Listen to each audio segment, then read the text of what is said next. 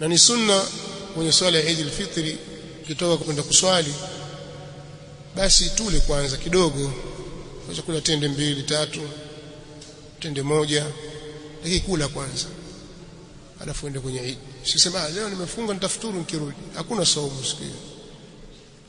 Kwa hiyo kutakikana ni kula kwanza. Na ukienda kwa njia moja, leo ndio njia hii, basi wakati wa kurudi badilisha njia nyingine kwa kudhihirisha shiari ya Uislamu. Na inatakiwa ni vizuri mtu atembee kwa mguu. Kama huna udhuru labda wa kutoka mbali sana, mahali unapotoka si mbali sana, basi vizuri uteke ukitembea mpaka kwenye musalla wa Eid. Ni takbira tu. Kutoka nyumbani mpaka umefika kwenye musalla, mpaka swala inaposwaliwa takbira zimeisha, khatibu atatoa khutba. Nadhani mnajua takbira zaidi.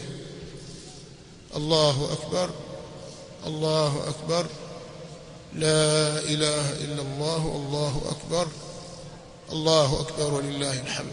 Imepokewa kusema mara 2 na baadhi ya wanazuoni wanasema mpaka mara 3. Iko pamoja kwamba athari ya kuonyesha mara 3 kidogo kuna, lakini mara 2, Allahu akbar, Allahu akbar, la ilaha illa Allah, Allahu akbar, Allahu akbar walillahi alhamd. Tumeelewana jamaa? Wakina mama wakienda katika musalla wa Eid na siku ya Eid ni vizuri pia wakatoa sadaka kwa wingi. Hata wanaume pia kutoa sadaka na kuwapa watoto pesa al-Eidiyya sio jambo baya, kutia furaha kwa watoto ni jambo zuri.